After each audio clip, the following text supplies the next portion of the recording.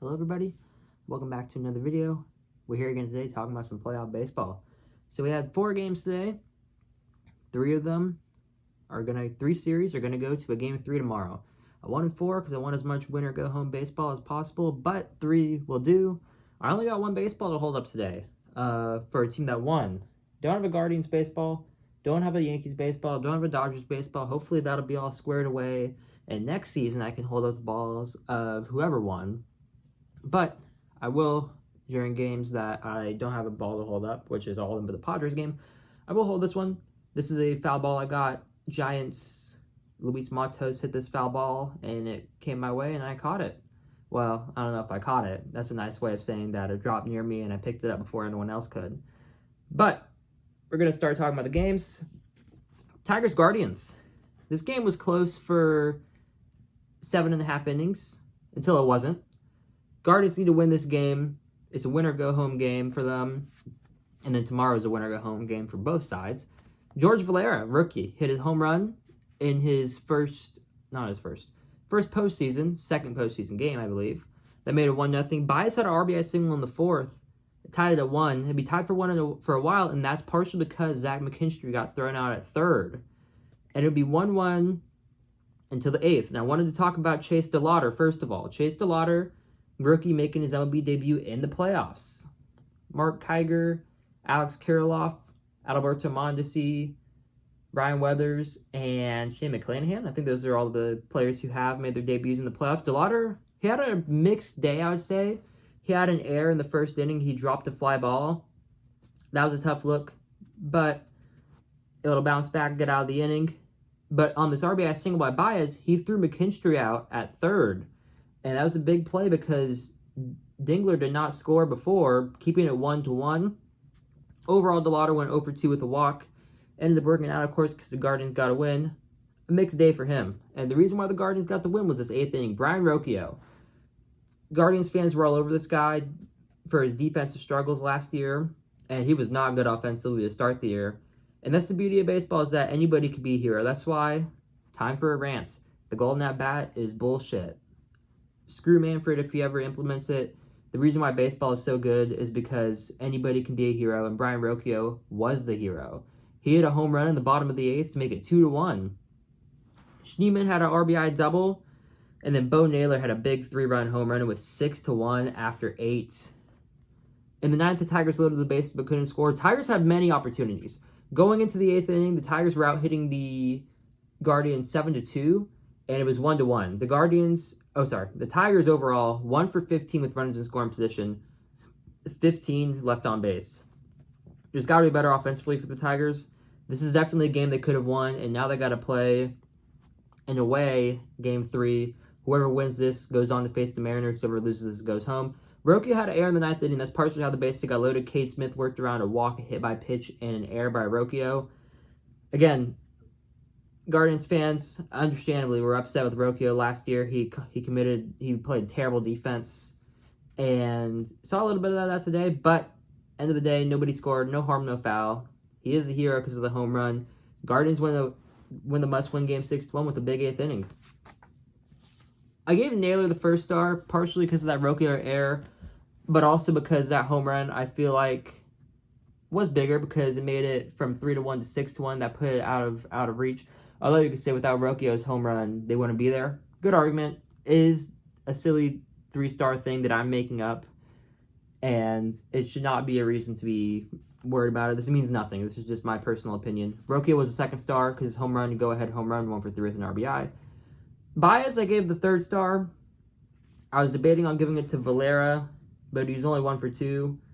He ended up getting pinch hit for by Schneemann. Baez was 2/4 in RBI, definitely the best offensive performer for the Tigers. The 2 spot for the Guardians was an honorable mention. Again, I wanted to give it to one player, but Valera was 1-for-2 with a home run and an RBI. Schneemann was 1-for-2 with a double and an RBI. Good day for the 2 spot for the Guardians. But the Guardians get the win. Game 3 tomorrow. We'll see what happens. Tigers, tough loss today. There were many times they could have scored, and like I said, 1-for-15 with runners in scoring position. You just can't have that in a postseason game. 15 left on base, you can't have that either in a postseason game. Just unacceptable. Here's the one baseball I will hold up. That is a team. I wish I had a better Padres logo. This one's just yellow. I hate the color yellow. and it might be hard to see from over here. But the Padres won 3-0. Must-win game for the Padres. They had a 3-1 loss yesterday where nobody besides Bogarts could really do a whole lot. Merrill hit a sac fly in the first inning. That made it 1-0. Kittredge was the opener. Imanaga didn't start. He was mainly the bulk guy. But fifth inning, Manny Machado had pretty much the dagger, I would say. Cubs offense couldn't get anything going. The Padres only had 4 hits yesterday, and the Cubs only had 4 hits today. Imanaga, 4 innings, 3 hits, 2 earned runs out of the bullpen. Kittredge ended up getting the loss because he gave up the run in the first inning, and the Cubs never scored again. And I talked about the Cubs bullpen being so good yesterday. It was the Padres bullpen today. Adrian Morejón, Mason Miller, and Robert Suarez. Yes, Robert Suarez. 5 1/3, 1 hit, no runs, 6 strikeouts. Again, only 4 hits for the Cubs. And Mason Miller looks great in the postseason. Robert Suarez was good. I gave Morejón a star. I gave him the second star because he came in out of the bullpen in 2 1/3. Great pitching. Padres get the 3-0 win. This is a very low-scoring series. And it's going to be up to tomorrow, another Game 3. Excited for that. I don't have a whole lot to say about this game. It went kind of fast, in my opinion. Cubs just couldn't get anything going. Padres weren't exactly killing it offensively either, but again, Machado's home run was really big. And the pitching was good enough to get the Padres through the game. Padres, I will say this, is that they have a great bullpen, and they could be scary if they get the lead. It's going to be tough to score off of Mason Miller, Suarez, Morejón, even without Jason Adams. Jason Adams hurt. Even without him, it will be tough to score off this Padres bullpen, and that could be an advantage they have if they end up winning the series. I believe they play the Brewers after this, or the Cubs, whoever wins. And then the winner of Reds-Dodgers, which, spoiler alert, we're going to get to that in a little bit, will play the Phillies. I think the Padres are kind of an underrated team. I understand why nobody is picking them because they really collapsed last year offensively against the Dodgers, and they haven't looked good offensively this series either. Padres do have a chance. If their pitching's good enough, they can win. Machado got the first start. He was 1 for 4 with a home run and 2 RBIs. Biggest hit of the game, obviously, because the game was 3-0. Morejón, again, second start, 2 1/3, clean innings, barely good out of the bullpen. I gave Merrill the third start, even though he didn't have a hit, 0 for 2 with an RBI, a walk, and a sac fly. It was really difficult to choose for this game. Like I said, I thought I had to end up giving it to Merrill because he walked, sacrifice fly, RBI. It's kind of good offensive performance, even though he didn't have a hit. And like I said, the Cubs didn't really have anybody good. Imanaga only went 4 innings out of the bullpen. Really difficult. And Cease only went 3 2/3 also. Again, Padres bullpen held it down. Yankees, Red Sox. I will say this. There's a lot of Yankees fans. There's a lot of Red Sox fans. And I'm sure there's a lot of people watching this series. The series has been electric no matter who you root for. Game 1 was amazing. Game 2 was also amazing. Apparently, if you put Ben Rice in the lineup, he does well. Ben Rice hit a home run in the first inning. I think that was a big issue that Yankees fans, and I personally agree, is that Rice should be in the lineup. Rice personally is one of my favorite Yankees, but overall he's just a great hitter, and he has been getting decently unlucky this year too. He could theoretically be better. It was a 2-run home run, making it 2-0 Yanks. In the top of the third, the Sox got on the board, a 2 RBI single for Story. Story had a great game today, best offensive performer for the Red Sox. In the 5th inning, Judge hit an RBI single. Judge has had a multi-hit game in back-to-back playoff games. Sorry, I had to blow my nose. But Judge had a home run in back-to-back playoff games. Or not a home run back-to-back playoff games. Multi-hit game in back-to-back playoff games. And Judge has had a reputation of a playoff choker. And outside of 2017, which again, we talked about it yesterday, we know how that ended. Yankees fans are unhappy about it, and understandably so. Outside of how that ended, outside of that postseason, Judge has not performed the best. And I would love it if he shed those postseason choker label. Of course, if the Red Sox win tomorrow, nobody will really care, but Judge has had a good series offensively. Story, again, 6th inning home run, tied the game at 3. He had a chance with the bases loaded in the 7th, but he hit a fly out to the deepest part of the ballpark for about 400, maybe 390 feet. Wasn't able to go over the fence. Yankees fans relieved. And then in the 8th inning, Wells hit an RBI single. Jazz raced home. Jazz ran very well. Barely safe, definitely safe, but barely safe. And that made it 4-3. The Yankees win an exciting 4-3 game. And hey, Jazz in the lineup, scores the game-winning run. Rice hit a 2-run home run, had 2 hits. Amazing what happens when you put your best players in your lineup. I personally think, and this is going to be a rant, I understand it. the handedness, but I think people live and die by that too much. At the end of the day, in Game 1, you'd rather have Ben Rice and Jazz start over Caballero or Rosario and Austin Wells, even though Austin Wells was the hero today. Ben Rice in the lineup, Jazz in the lineup. Yankees got a great lineup. It's gonna be an interesting game tomorrow. It looks like it's gonna be Cam Schlittler versus Connolly Early, two very young pitchers.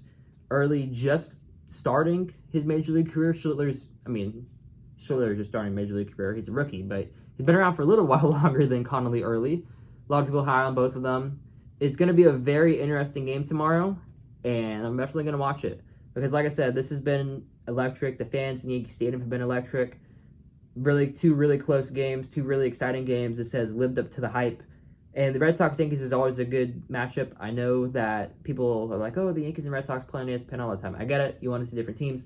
But still, good matchup in my opinion. I'm done grandstanding. Sorry about that. Rice, 2 for 4 with 2 RBIs and a home run. He's the first star. Story was 2 for 4 with a home run, 3 RBIs. He was second star. He had one more RBI, but I couldn't really give Story the first star because his team lost, and he wasn't that much better than Rice. And then Wells was 2 for 3 with an RBI and a walk. Austin Wells, who has not been amazing this year, did have a big game today and had a big go-ahead RBI. Good for him. And yeah, we got a Game 3. I think that's going to be the most exciting one. We got 3 Game 3s tomorrow. Tigers, Guardians, Padres, Cubs, Yankees, Red Sox. It should be a fun day of baseball, especially with win or go home on the line. Then we're going to talk about the Dodgers and the Reds. I'm going to lean out over here. You can see my leg. And this is kind of, I talked about this yesterday, this is kind of what we expected from the Dodgers and the Reds. The Reds were playing on borrowed time. I think Terry Francona has done a great job at managing this team to a playoff spot. But the Reds are very flawed. Their offense is not very good. And they're very inexperienced. Hold on one second. Had to clear my throat. Anyways, not very experienced. But I think Terry Francona did an amazing job managing this team to a playoff spot. They did only win 83 games. If they keep the same roster, they're probably not going to make the playoffs again next year, I would think. So they need to make some improvements this offseason. I know the Reds are cheap and they don't sign a lot of guys. But there is the pieces of what could be a good team. And I definitely think, this is the first time the Reds have made the playoffs in their 162-game season since 2013. They made it in 2020 in a 60-game season. They couldn't score any runs there. They at least put up a few runs in this series. And yesterday, they had the tying run on deck. Today, they had the tying run at the plate. Didn't end up working out. But I definitely think that this is what we expected. Congrats to the Dodgers for moving on. And the Reds, nothing to be ashamed of, in my opinion. So, we're going to talk about it. First inning, Teoscar Hernandez makes a big error. Teoscar I remember him having some defensive difficulties. I remember him dropping a fly ball on Coors Field and I think making an errant throw that allowed the Rockies to walk it off or something like that. He had a tough defensive series in Colorado, and he had a tough error here. Made it second and third with 2 outs. Sal Stewart had a pretty good game at the plate. I couldn't give him a star because he made a bad throwing error that ended up causing the game to get split wide open. But Sal had a good game at the plate. Hopefully this guy can deliver offensively for the Reds next year. Reds need offense badly. It would be 2-0 for a little bit, but then Betts had an RBI single. You're going to hear about Mookie Betts a lot during this game recap. Kike Hernandez, who is just an absolute amazing playoff performer, which is crazy to say. Every single playoff, it feels like he raises his game. He had an RBI double to tie it. Miguel Rojas had an RBI single, making it 3-2 Dodgers. In the top of the 6th inning, the Reds were unable to score with the bases loaded and nobody out. And I was like, okay, that's the best opportunity the Reds are going to have. And if they couldn't score there, the game's probably over. And the game was definitely over from there. Ohtani had an RBI single after that Sal Stewart previously mentioned there. Before that, Kike had a weird little hit that went off third base. And then Mookie had a 2 RBI double. Teoscar had a 2 RBI double. It was 7-2 at the end of 6th. Mookie had another RBI double in the 7th. Mookie had 3 doubles today and 4 hits. Easy to tell the first star was there. But in the 8th inning, Dodgers bullpen, got a little sketchy again. And I do think that the Dodgers aren't unbeatable. I think that the Phillies have a chance to beat them. I think that if the Dodgers make it out of the National League, they could go all the way and repeat as World Series champions. But their bullpen is scary. And, I don't know about the 9th inning, but Tanner Scott was not a part of it, and he's been the main culprit. The bullpen has struggled. the Reds did have a chance. Stewart had another RBI single in the 8th. Tyler Stevenson had a sac fly. But the Reds, with the bases loaded and 2 outs, down 8-4, Friedel struck out. And that was basically the end of it. And Dodgers get the 8-4 win. Again, this is kind of what we're all expecting. No matter how bad the Dodgers bullpen is, they're infinitely more talented than the Reds. We'll see what they have. Dodgers-Phillies, that should be a good matchup. I think that there's a good chance that whoever wins that series wins the World Series. Of course, Brewers-Padres might be, Padres make it, might be a tough matchup for either team. But the Dodgers are still a very talented team, especially offensively. And if Mookie's going to keep hitting like this, Mookie was the big weak spot offensively for them in the regular season. And he was still a good player. He was still an amazing defensive shortstop. He was still a very positive player. Part of his hitting issues is probably the sickness he got in Japan, which he lost a bunch of weight. That was really scary. But Mookie was the first star easily. 4 for 5, 3 doubles, 3 RBIs. Yamamoto was the second star. 6 2/3, 4 hits, 2 runs. Neither of them were earned because, again, Teoscar Hernandez is the heir in the first. 2 walks, 9 strikeouts. I gave it to him. He was great today. I said yesterday that the Reds would need a miracle to beat Yamamoto with Zach Littell on the mound, and didn't have it, unfortunately. Kike Hernandez, I gave him the 3rd star again. I really wanted to give the Reds a star. I wanted to give it to Sal Stewart, but I just couldn't because he made that really bad throwing error in the 6th inning that led to everything spiraling out of control for the Reds. Stewart was 2 for 4 with 3 RBIs, I believe. He had a good night. But Kike was 2 for 5 with a double RBI, game-tying RBI double in the 4th. He had the little dinky infield single to get the 6th inning started, and that would be the inning that the Dodgers needed to win. So hope everybody enjoyed this recap. We're going to have 3 games tomorrow. Dodgers have the time off until they face the Phillies. Tigers, Guardians, Padres, Cubs, Red Sox, Yankees all playing to make it to the LDS. I hope everybody enjoyed. Thank you all for watching. Hope you all enjoyed watching it. I enjoyed making it. Playoff baseball, the atmospheres are crazy. The atmosphere in Cleveland was crazy. The atmosphere in Yankee Stadium was crazy. Dodger Stadium wasn't bad either, but that game was kind of a blowout for most of the way. It got a little close at the end. But the close games, playoff baseball, just amazing, amazing, amazing. Very fun. As y'all know, I love baseball. Thank you to the new person who subscribed. He is a Red Sox fan, so he probably wasn't too happy today. But yeah, thank you to everyone who watches. I love making these videos. I love just giving my knowledge. I know there's no crazy editing or anything like that. Hope everyone enjoyed it, and hope that you all will join me tomorrow to recap 3 Game 3s. Goodbye.